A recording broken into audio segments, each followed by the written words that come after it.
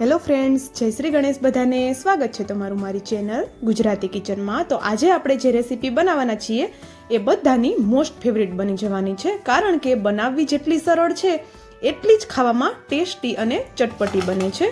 વરસાદ પડતો હોય એટલે કંઈક ચટપટું ખાવાની ઈચ્છા બધાની થતી હોય છે. તો માત્ર 5 મિનિટમાં આજે આપણે ના બેસન, રવો કે ચોખાનો લોટ કોઈ જ વસ્તુનો ઉપયોગ કર્યા વગર ઘરના જ સામાનમાંથી એકદમ ક્રિસ્પી ચટપટો એવો નાસ્તો બનાવીને તૈયાર કરશું. અને આ નાસ્તો આપણે વધેલા ભાત અને ઘઉંના લોટમાંથી બનાવશું. તો એકદમ સરળ અને એકદમ સિમ્પલ એવી રેસીપી છે. તો ચાલો બનાવવાનું શરૂ કરીએ.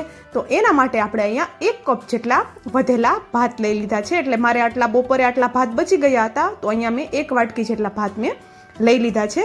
જો તમારા ઘરમાં જેટલા ભાત બચી જાય એટલા ભાતમાંથી પણ તમે આ નાસ્તો બનાવી શકો છો. ખાવામાં ખૂબ જ ટેસ્ટી અને ક્રિસ્પી બને છે. તો ચાલો એ ભાતને હવે આપણે એક મિક્સિંગ બાઉલમાં લઈ લઈએ.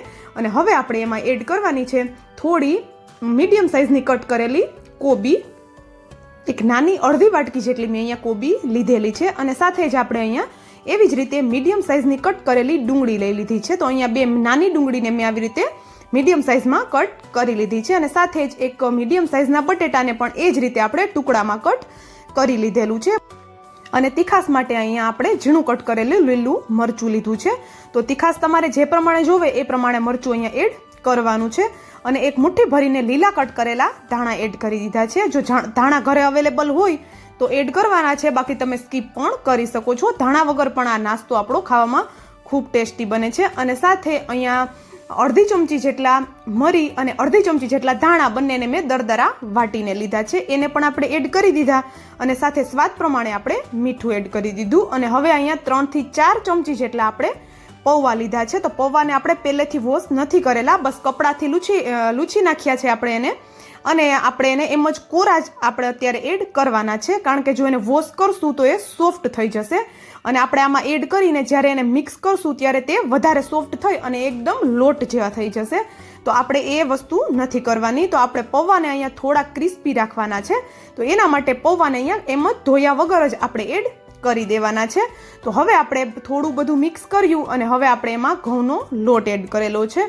તો જો લોટ આપણે અહીંયા વધારે બિલકુલ એડ નથી કરવાનો, બસ બાઇન્ડિંગ આવે આ બધી વસ્તુમાં એટલો જ લોટ આપણે અહીંયા લેવાનો છે. અને ઘઉંના લોટથી બનાવીએ છીએ, પણ આ બની ગયા પછી જે કોઈ ટેસ્ટ કરશે એ કહી જ નહીં શકે કે આ આપણે જે ભજીયા બનાવીએ છીએ એ આપણે ઘઉંના લોટમાંથી બનાવેલા છે. તો 1 કપ જેટલો મેં ઘઉંનો લોટ લીધો હતો, એમાંથી 1/4 કપ જેટલો એડ કરેલો છે, બાકીનો સાઈડમાં રાખી દીધેલો છે. જો જરૂર પડશે તો આપણે આગળ એડ કરશું. તો જો અહીંયા આપણે હાથની મદદથી આવી રીતે સરસ વધારે પ્રેસ કરીને પણ નથી મિક્સ કરવાનું, પણ બાઇન્ડિંગ આવી જાય એટલું આપણે આને મિક્સ કરવાનું છે. અને જો અહીંયા આપણે ચોખાના પૌવા એડ કરેલા છે અને એ પણ આપણે વોશ કર્યા વગરના કોરા જ એડ કર્યા છે. એટલે આપણી જે આ બધી વસ્તુમાં મોઇસ્ચર હતું એ એને શોષી લીધું છે. તો જો બાઇન્ડિંગ ન આવતી હોય તો 1 થી 2 ચમચી જેટલું આપણે અહીંયા પાણી એડ કરવાનું છે. તો પહેલાં આપણે થોડું જ પાણી એડ કરશું, મતલબ કે પહેલાં 1 ચમચી જેટલું એડ કરશું અને જરૂર લાગે તો જ આપણે થોડું વધારે પાણી એડ કરશું. બિલકુલ આપણે આ જે મિક્સચર બનાવીએ છીએ, બેટર બનાવીએ છીએ, ઢીલું ન થઈ જવું જોઈએ. તો જો અહીંયા 2 ચમચી જેટલું પાણી એડ કર્યું તો સરસ પ્રોપર આપણે જેવું જોઈએ છે એવું જ અહીંયા આપણું મિક્સર બનીને રેડી થઈ ગયું છે. તો જો તમે જોઈ શકો છો અહીંયા સરસ એવું આપણે બોલ્સ વાળીએ છીએ તો આરામથી વળી જાય છે. તો આવી એકદમ હળવા હાથે આપણે અહીંયા બોલ્સ વાળી લેવાના છે. તો જો આ પ્રોસેસ તમે બોલ્સ વાળી અને પછી પણ આને તળી શકો છો. અને આમ તમે સીધું સાઈડમાં તેલ ગરમ થવા માટે રાખ્યું હોય તો ગરમ તેલમાં તમે આ રીતે બોલ્સને સીધા હાથેથી આવી રીતે રફલી જેવો આપણે એનો શેપ આપવાનો છે. તો સીધા તેલમાં પણ તમે એડ કરી શકો છો. તો ચાલો હવે આપણે અહીંયા સાઈડમાં તેલ ગરમ થવા માટે રાખ્યું હતું, એ સરસ એવું ગરમ થઈ ગયું છે. તો હવે આપણે એમાં બધા બોલ્સ એડ કરી દેવાના છે. ખૂબ ઇઝી અને એકદમ ટેસ્ટી વાળી રેસીપી બને છે. ચોક્કસથી ટ્રાય કરી જોજો. અને વરસાદ પણ બધી જગ્યાએ એકદમ સરસ એવો અત્યારે પડી રહ્યો છે. તો આ વરસાદમાં ખાવાની ખૂબ મજા આવે એવી આ રેસીપી છે. અને જો એક નાની વાટકી જેટલા બપોરના ભાત બચી ગયા હોય તો સાંજે તમે આરામથી આ નાસ્તો બનાવીને એન્જોય કરી શકો છો. અને જો એકવાર તમે આ ભજીયાની રેસીપી ટ્રાય કરી લીધી તો તમે એક્સ્ટ્રા આ રેસીપી બનાવવા માટે ભાત હવેથી બનાવવાના છો, કારણ કે એટલી બધી ટેસ્ટી બને છે. અને વરસાદમાં આપણે બહારથી કોઈ જ વસ્તુ લાવવાની પણ જરૂર નથી પડવાની. બસ ઘરની સિમ્પલ વસ્તુથી એકદમ ટેસ્ટી એવા આપણા અહીંયા ભજીયા બનીને રેડી થઈ જાય છે. અને જો તમારી પાસે ભાત ન બચ્યા હોય ને તમારે આ રેસીપી બનાવવી હોય તો તમે અહીંયા થોડી કોબી વધારે એડ કરી શકો છો ભાતની જગ્યાએ, અને થોડા પૌવાનું પ્રમાણ પણ આપણે વધારી દેવાનું છે. અને જો આપણે અહીંયા કોરા જ પૌવા એડ કર્યા છે તો પૌવા થોડા સોફ્ટ થશે લોટની સાથે, અને જે એનું ક્રિસ્પી ટેક્સચર આવશે ખાવામાં ખૂબ જ મજા આવશે.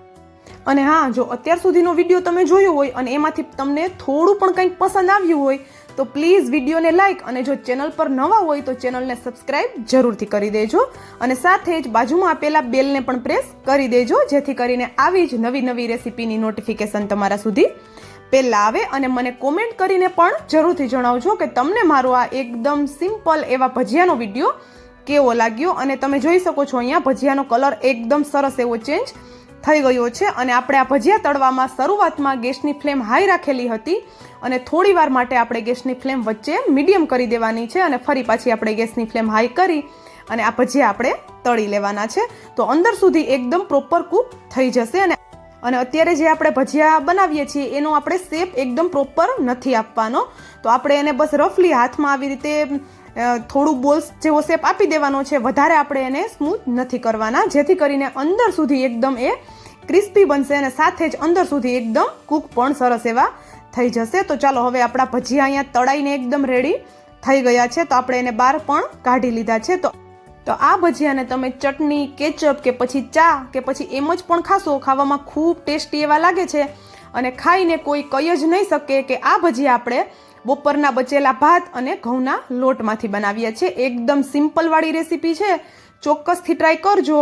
તમને અને તમારા પરિવારમાં બધાને ખૂબ જ પસંદ આવે ને એવી આ રેસીપી આજે આપણે બનાવેલી છે. તો ક્યારેક શાક રોટલી બનાવવાની ઈચ્છા ન થતી હોય અને વધારે કંઈક ચટપટું ખાવાની ઈચ્છા થતી હોય અને કંઈ વધારે મહેનત પણ ન કરવી હોય, ત્યારે તમે આ રેસીપી બનાવી શકો છો. કારણ કે ચટપટી પણ એટલી બધી બને છે, બધાને ભાવશે, નાનાથી લઈ મોટા બધાને.